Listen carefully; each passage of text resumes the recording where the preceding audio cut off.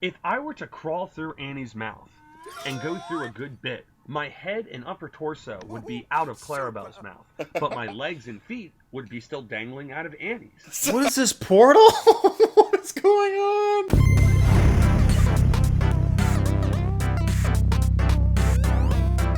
What is up, guys? Joe here. Welcome back to another Thomas reaction video, and you guys are gonna like this one because this is an Unlucky Tug video.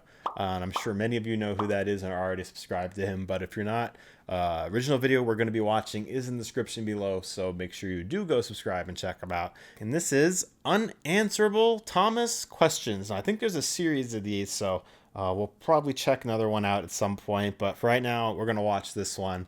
And I've been getting so many requests to watch Unlucky Tug videos, so once again, thanks to him too for the permission to do this. So let's do this. Let's watch one. Hey guys, Unlucky Tug here, and with me today is my good friend, Zio93. What's up, YouTube? We're here to bring you a very different kind of video today. This is a little something we like to call Unanswerable Thomas Question. Dun, dun, Sounds dun. fun. And what exactly is an unanswerable Thomas question, Zio? Well, my friend, an unanswerable Thomas question are things that no casual fan of the show would actually think about. Some of those in-depth things, when you've seen all 19 seasons about 70 times, these questions just come into your brain. This must have been out during season 19. You stay up all night and you think for hours and hours, wait a minute, what is this? How has this happened? What is this? I'm confused. So basically, we're going to try to explain that for you. There's a lot of, you know what, I actually have a lot of my own unanswerable questions. Let's see if any of them come up in this video. I'm actually curious. Sounds like fun. So without further ado, let's get this thing started. Alright, 3, 2, 1, go! If Thomas was to eat a cheeseburger, what would happen? Would he swallow it and poop out underneath the tracks? Okay, I didn't see that one coming at all. Okay, we're up to an interesting start. All right, if Thomas was to eat the cheeseburger, what would happen? Okay. Or would it just go into his firebox and burn up? Could Thomas drink water from the water tower through the hose like a straw? What are the train's faces made of? Is it flesh or is it like a rubbery material? If I cut Thomas's face with a knife, would he bleed? How do their faces get there? Do they just magically appear after the engine is built? Okay, I have a feeling I'm going to go through a whole bunch of mind blow because it's already happening. Oh no, what'd I get myself into? Or do the designers of the engine have a face in mind when they draw the blueprints? How do the engines get their smoke boxes cleaned out? Are their faces on hinges and open up like a door? Oh Why god. are the faces gray of all colors? Why do some characters have actual faces while others are meshed into their bodies like Annie, Clarabelle, and Harold? If Annie This is gonna break me so much. I did not think this is... Okay, I kind of half thought, but like this is really asking some serious shit. Clarabelle and the slip coach's faces are a part of their bodies, why isn't Henrietta's? What's the point of Henrietta's rear platform where her face is now? People can't get into her at that end because her face is just blocking where the door would have been, rendering that platform absolutely pointless. If Henrietta or any coach were to open their mouth really wide, could a person crawl through their mouth into the coach? No. If not, how far into the mouth can one reach before they hit the wall? No. Actually, Nick, I'm glad you bring that up because there's an interesting theory about that. Oh, See, if I were to climb through Annie's mouth, I actually pop out of Clarabelle's mouth. oh. So just imagine Annie and Clarabelle are side by side. If I were to crawl through Annie's mouth and go through a good bit, my head and upper torso would be out of Clarabelle's mouth, but my legs and feet would be still dangling out of Annie's. What is this portal? What is going on?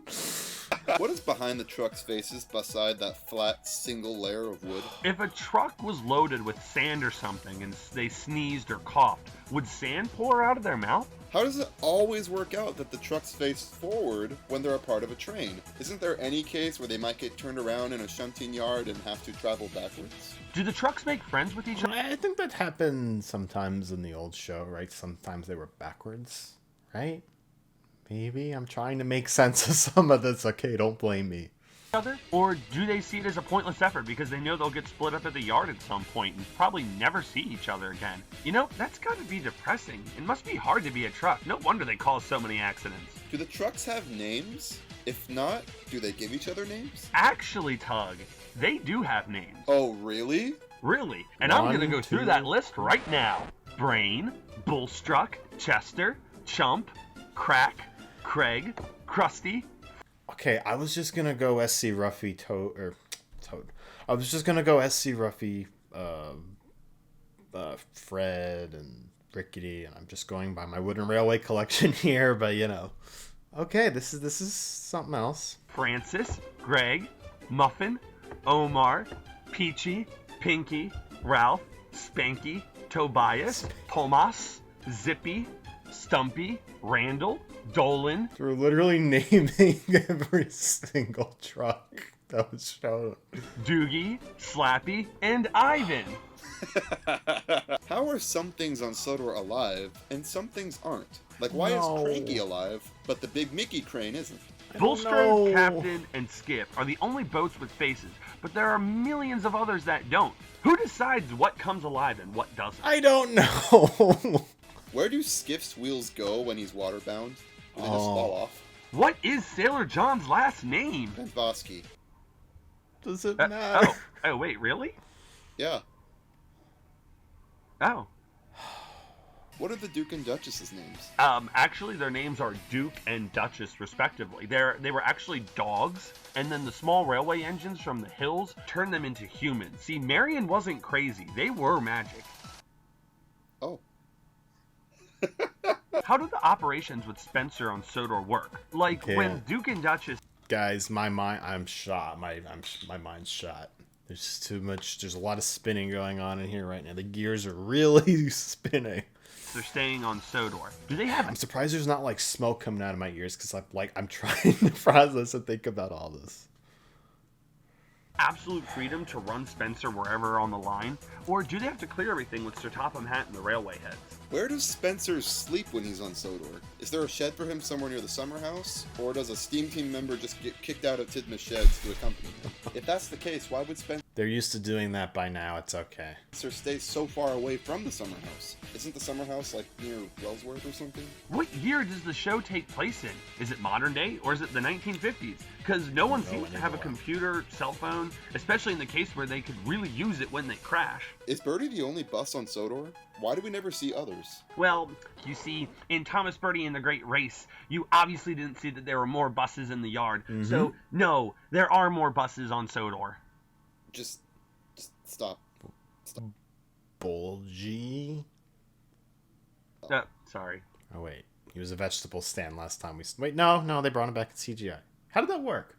How did he go from bus to hen house to bus to vegetable stand back to bus? How did that... I don't... Forget it. Sorry. Why do Connor and Caitlin have Irish accents if they're American engines? Where the flip does Hero live? Sodor? Japan? The mainland? Who operates Cranky? He gets around. He lives everywhere. He just goes...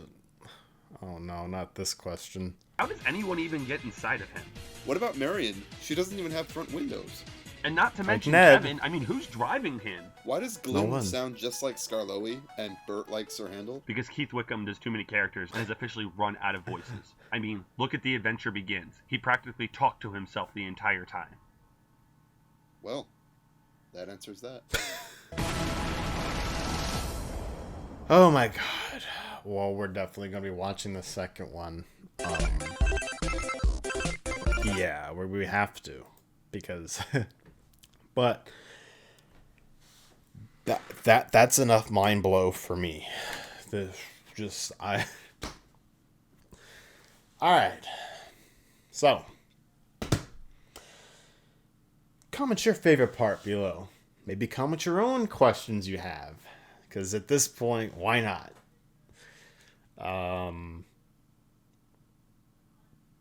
That's all I have to say. Like, subscribe, turn notification bell on for each and every upload to a Discord. Links to those in the description below. I don't even know. My mind's still thinking. I don't know what I'm supposed to say next. Membership program. Check that out by pressing the join button. I don't know if I said Twitter or Discord. Links are in the description, but I'm going to say it again. If I did, well, that's too bad. Yeah, so once again, go check out Unlucky Tug. Original video in the description below. And have a good day, everybody. Stay safe. Peace, everybody.